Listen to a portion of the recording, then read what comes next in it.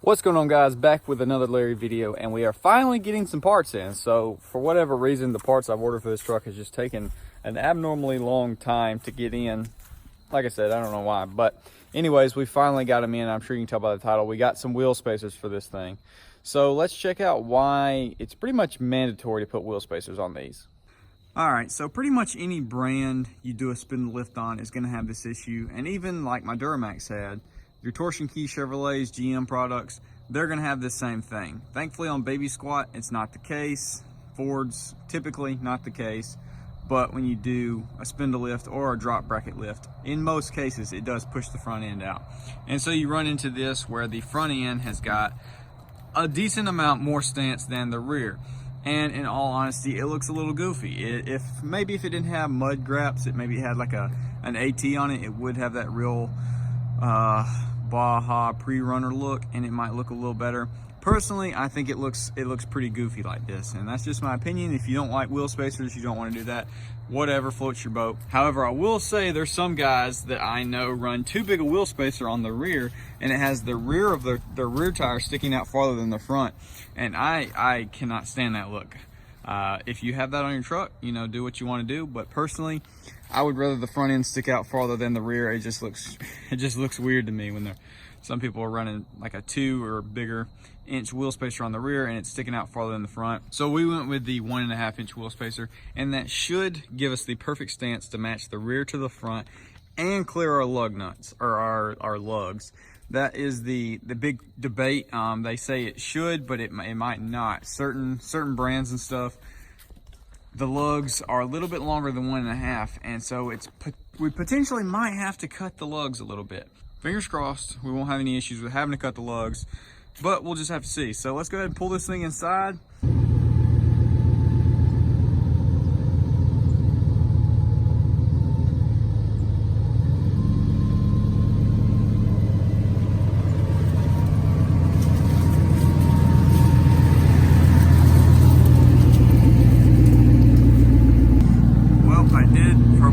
Forget about the whip. We're gonna have to tuck this baby in because that'll get into the lights. Let's see here.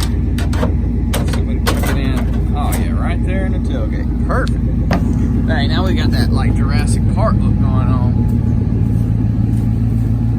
Right about roof level. Perfect. Probably don't want to leave it like that for too long, or it'll probably get bent and permanently bent like that. So I might take it off. It's gonna sit in the basement while we do this. All right, so I did end up going with some Bora wheel spacers. These are known for being like pretty much the best out there. I did go with the hub centric as well. You know, people swear by hub centric, lug centric. I personally just think it makes more sense for it to be sitting on a lip and taking the pressure off of the lugs. That just makes sense to me. So, you know, you don't really want to cheap out with these. I've got these 2-inch ones sitting here. I bought these from, I think, Amazon. These were for the tractor tires on my Silverado. I had to use them in order to make them look decent because they just were sucked in too far on the stock wheels.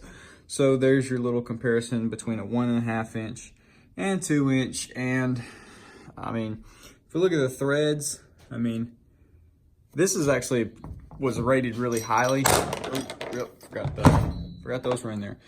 This was actually rated, really highly as far as star-wise on Amazon, and I had no issues out of them. They've been on and off multiple times.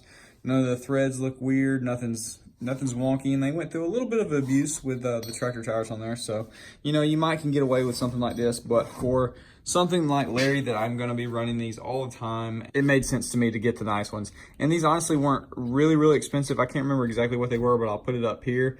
And so I'm pretty excited about this, and it should give us the perfect amount of stance. All right, so I'm going to take a wire brush or something and just clean this surface up so that this can sit absolutely flush on it, nice and smooth. But here's the moment of truth. Come on, baby. Oh, we are golden.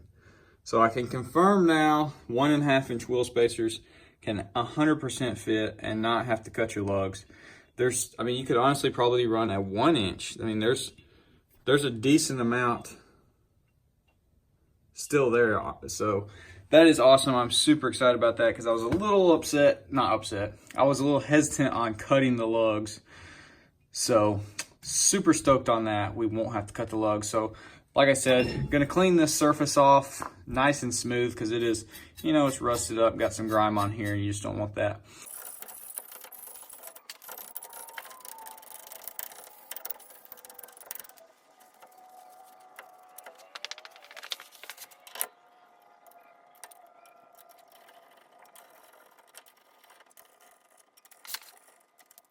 Doesn't really know what hub centric is. Just going to show y'all real quick before I put the wheel on. This is on the inside, so this actually fits right along the inside of this spacer. So that's hub centric. And then this is what your wheel is actually going to sit on. So the whole weight's not being supported by the studs. It's actually sitting on here. Whereas if you're talking lug centric, this isn't here. This is just flat, smooth like this, and all your weight is being held on by this. I personally just think it just makes so much more sense. Hub centric, have it rested on here. So I do just really want to stress there is a proper way to put these on and ensure that they're going to live for a long time on your truck. I just don't have the tools for it today, and being that it's time change, I have Saturdays and Sundays to film videos, and I just don't always have the time to get the proper things or really just spend as much time as I would like on something anymore, and that just sucks, but that's just part of this full-time job. I get off work, it's dark. Just don't have that time anymore in the afternoons to work on stuff. So I have to cram everything in on the weekends. But I did just want to stress there's a proper way to do this. Before you go installing this, look it up, ensure that you're doing it properly. That way you don't run any issues. Personally, I'm not one to run wheel spacers on the front of trucks just because it's a little sketchy to me, and just there's a lot that can go wrong. Plenty of people do it all the time, no issues, but just know, do it right. Have them correctly, the right pound-feet. Use a good torque wrench. You should be fine, but definitely don't skip any of these steps. Don't just tighten them down like I'm doing. I'm gonna go back and fix it when I have the tool. So there it is. All right, so let's have a little comparison before I put this passenger side one on. This is with no wheel spacer right here, as you can see. And this is with the 1.5 inch wheel spacer on there. So as you can tell, quite the difference. Once we pull them out, we'll see if the 1.5 was the perfect stance for the front or if I should have went with a 2 inch. It is so nice seeing that back tire sticking out now, whereas before it was kind of tucked in.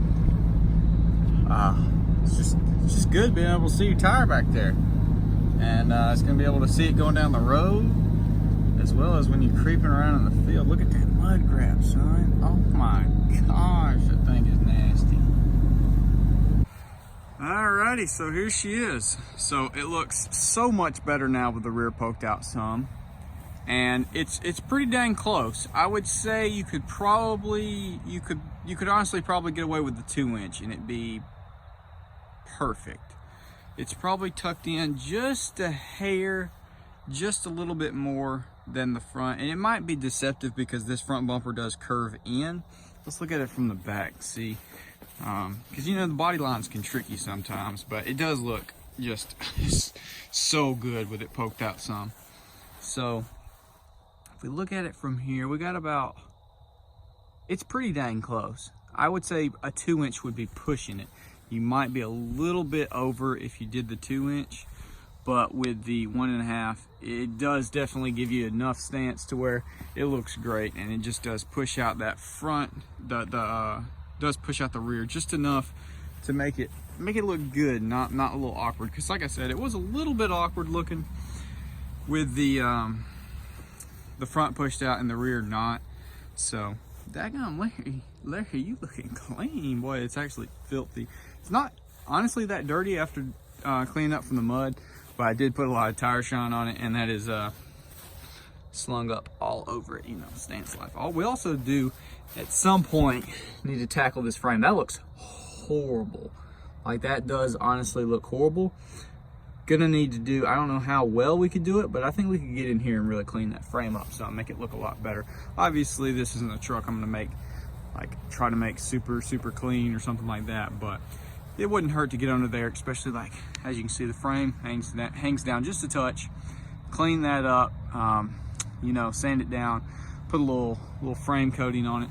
I think that would help a lot. But definitely we got the stance going. So I think it's pretty much perfect at this point as far as stance goes, with the spindle lift and then the 1.5 inch wheel spacers. We got them poked out now, and it just looks, she's looking good. I mean, 16 by 10s, negative 38, 33 inch mud graps with a 3 inch spindle lift, 1.5 inch rear wheel spacers.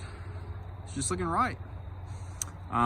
If you follow me on Instagram, I did get some drop shackles, which will be at some point. I don't know how long I will keep them or how I will set them. There is a two different settings on the drop shackles you can do. You can do the 1 or 2 inch. And a lot of people are saying go up in the front. I really don't want to. I don't want to really max out the front at all. It's sitting pretty good in the front as far as angles go. I know it doesn't have a full drive system, but you still don't want to max out your ball joints and stuff.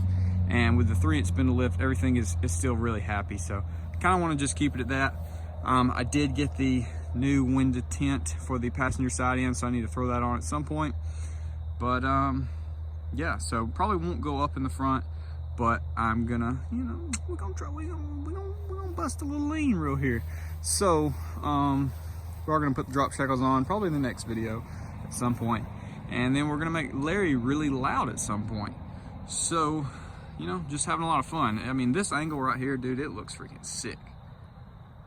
And I know a lot of y'all are really enjoying this. Even my Chevy fans, y'all are enjoying the Larry build, because it's just, dude, it's just the old classic Ford. And you know, a lot of y'all are not super brand loyal. You can enjoy a build no matter what it is, and I think that's really awesome, because I am the same way. It doesn't matter what brand it is. If you want to make it look good, run good, whatever the case, everything has potential, and it's just fun, especially these cheap builds. I mean, we obviously got some decently expensive wheels and tires here, but other than that, everything's pretty cheap, and it's been just as much fun as any other build. And so we're, you know, one step at a time. And so yeah, that's pretty much gonna do it for this video, guys. Let me know what you want to see next on Larry. I know everyone is screaming in the comment section, fix the headliner. Honestly, not really that worried about it, to be honest, but we might tackle that at some point. Also need to fix the third door, get that opening up. A lot of y'all commented on how to fix that. I'm gonna try to do that at some point as well. So definitely leave me feedback, comments, concerns in the comment section. Leave a like if you did enjoy, subscribe if you're new, and I will see y'all in the next one.